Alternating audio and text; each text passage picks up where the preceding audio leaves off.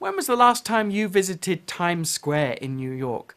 The bright neon lights of the city that never sleeps.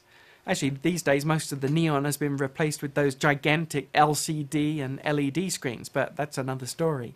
I mention Times Square because it's the perfect example and really exaggeration of what we all face in our day-to-day lives.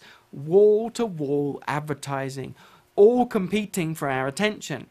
The thing is, how many of those Times Square ads do you actually remember? All that money, and for what? Maybe it makes the business owners feel good, and it certainly puts dollars in the pockets of many agencies. However, the irony is that most of the usual, in-your-face, confrontational advertising that's out there in the entire world is outdated, ineffective, and costly. But most small business owners don't know that, and so they tend to also throw their hard-earned money away on traditional advertising methods that simply don't work. Look, the world is changing. People are being bombarded by advertising at every turn, and they don't want to be sold to. Think about that. People don't want to be sold to, but they do like to buy. So, how can we let them know about our products and services in a way that makes them open to considering and hopefully buying them?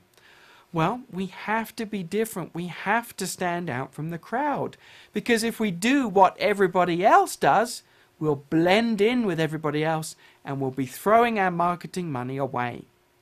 Coming back to Times Square, on one occasion that I visited that area, I found myself ignoring the billboards because something completely different caught and held my attention.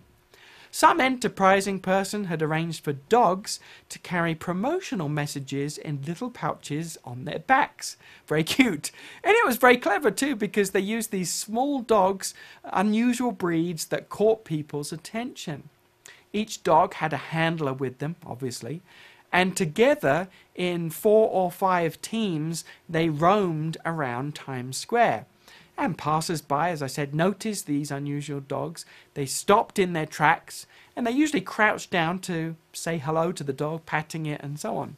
They were then presented with a leaflet for the product, which in this case was a new brand of dog food. Now, I understand that company that used the strategy were absolutely delighted with the results.